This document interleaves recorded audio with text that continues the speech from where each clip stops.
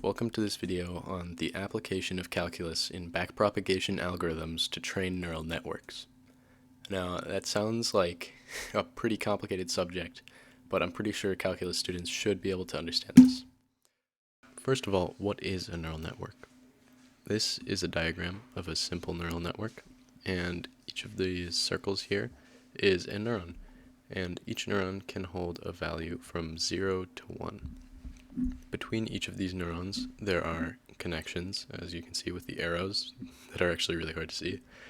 And in the neural networks that we'll be looking at, all of these connections connect all of the neurons from the previous layer to the next layer. And that means that this neuron is going to connect here, here, here, and here. This is going to connect to all of these, and just so on throughout the entire thing. And each one of these connections holds a value called a weight. Remember that for later. Let's imagine our neural network as a function. When imagining it like this, we can think of all the inputs as our independent variables. We'll call them x. What's actually happening in here, in the hidden layers and these weights and connections, is going to be f, our actual function. And the values of the output layer is going to be f of x.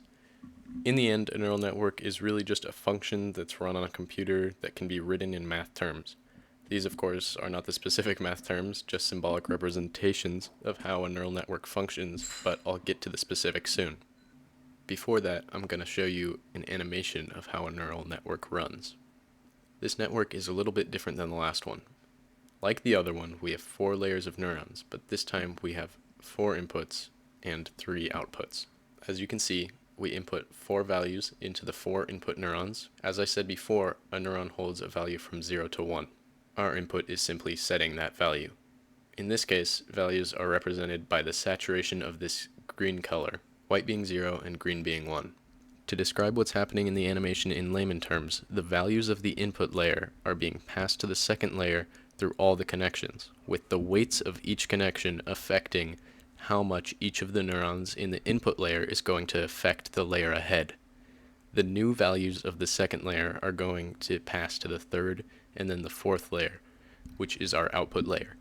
That may have been confusing, so now I'm going to lay out the exact equation we use to calculate just one neuron's value, based on the layer behind it.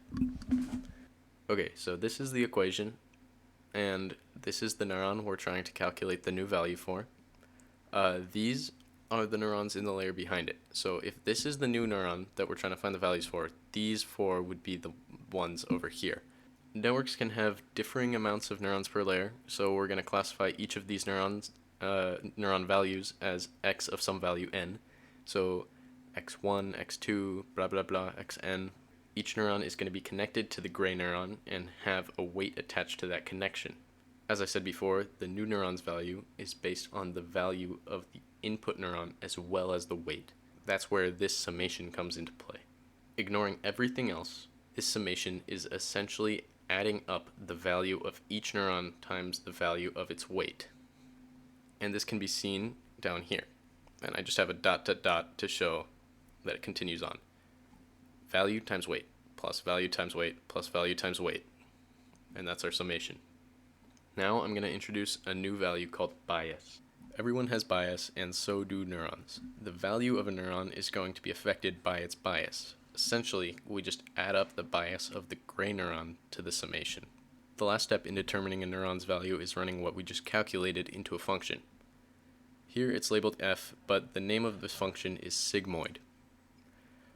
Sigmoid stands for S-shaped curve, and our sigmoid is going to be the function shown here, 1 over 1 plus e to the negative x. The reason why we do this is because, as I said before, a neuron can only have a value from 0 to 1, and the sigmoid will essentially squish that into that parameter for us. Negative numbers getting closer to 0 and positive numbers getting closer to 1. So yeah, that's our final value. And something to keep in mind for later is that just the summation plus b is going to be classified as the net of the neuron. But after you plug it through the sigmoid, that's called the out. That's going to be important when calculating backpropagation later. Keep in mind that this calculation happens like this through each layer, where neurons don't really have values until they are given them by the previous layer, which of course originates from our input. Okay, so that's a lot of context, but we still haven't quite made it to the calculus. First, I need to explain to you what cost is. In order to train our neural network to create the output we want, we need to quantify how good or bad it's doing its job. That's where the cost function comes into play. C is the cost, and it is our numeric representation of how bad our network is behaving. The higher the cost, the worse it is. The lower the cost, the better. To compute cost, we're going to need an actual output of our function, which is what we would have calculated before, and we're also going to need an expected output. When training neural networks, you need to have an input and an expected output. For example, if you are making a dog recognizing network, the input might be an image, and the expected output would be if there was a dog in that image. Humans would sift through images and mark if there was a dog in the image, and then the information would be used by the network to calculate the cost in the form of the expected output. So what we do to calculate the cost of the network is take a summation of each neuron compared to its expected output, we square it, and then divide it by the amount of outputs we have to find the average cost. With cost explained, we will finally move on to backpropagation. Backpropagation is the process in which we go backwards through the network, adjusting each weight and bias to lower the cost function in an optimal manner. Let's perform backpropagation on this simple network. I stands for input, H stands for hidden, and O stands for output, and those are 3 different layers.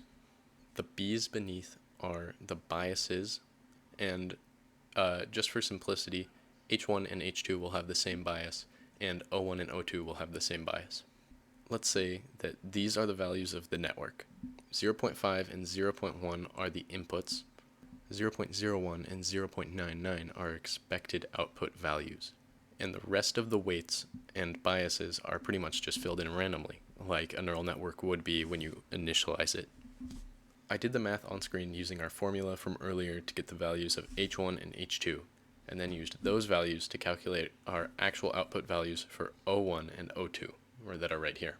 I'm going to be using these values later in the video to plug in to our equations, and if you ever get lost or don't know where a value comes from, or forget what one of these is, just refer back to this slide.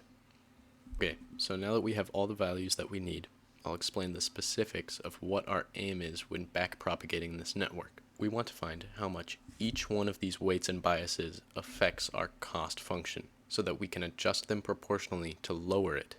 Adjusting them proportionally to their effect on the cost function is important, because some weights and biases hold more power than others. And adjusting them all by the same amount, but in the right direction, would completely throw everything out of whack. Normally we would go through and adjust every single weight and bias, but for our example, we're only going to find how W1 affects the cost. Writing out how W1 affects the cost function in calculus terms is as such: dc over dW1. A really intuitive way to think of this expression is the ratio of how an infinitely small nudge to W1 would change our cost value divided by that infinitely small nudge to W1. To find the actual value of dcost over dW1, we're going to split it up into smaller derivatives. So these are the different steps to find how dW1 affects cost. And by finding how, let's say, W1 affects net, and then how net affects out, when we multiply those two values, we will find how W1 affects out. So let's write down all these new derivatives. This first one is going to be how the out of the H1 neuron is going to affect the total cost of the function. D out of H1 over D net of H1 is going to be how the net of the H1 neuron affects the out of the H1 neuron. And then D net H1 over dW1 is going to be how W1 affects the net of the neuron. Remember that our net is just the bias plus the summation, and our out is after we plug it through the sigmoid. Okay, so let's focus in on one of these expressions. For now, we're going to do dcost over d out of H1. So as I said before, this expression is calculating how out of the H1 neuron is going to affect our total cost of the entire network. This is our formula for cost. And if we actually, instead of like doing the summation, if we convert it into like an algebraic terms, then we get this. By the way, O1exp is a symbol I'm using for y prime, which is essentially our expected output for the function. So we can then split this up into two different functions that only are affected by each of these neurons. So cost of O1 only has variables that come from this neuron. Cost of O2 only has variables that come from this neuron, and when we add them together, they equal cost. This means that we can split our expression into two. We can have cost of O1 over out of H1 plus cost of O2 over out of H1. So let's once again focus in on only one of these terms. We'll do cost of O1, and this term can also be split up into three different terms. The three different terms are out of H1 to net of O1, net of O1 to out of O1, and out of O1 to cost of O1. And here I have everything numbered so you can see which ones are related to each other. These are the equations that are related to each of these.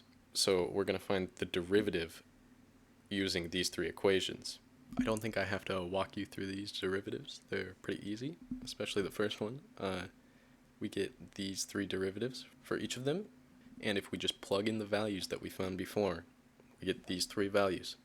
So now just plugging all those values into our equation, we get that dc01 over d out h1 is equal to this value right here. Stepping back, we need to remember that we're trying to find how out affects the total cost. So we also need to do this with the cost of the second neuron.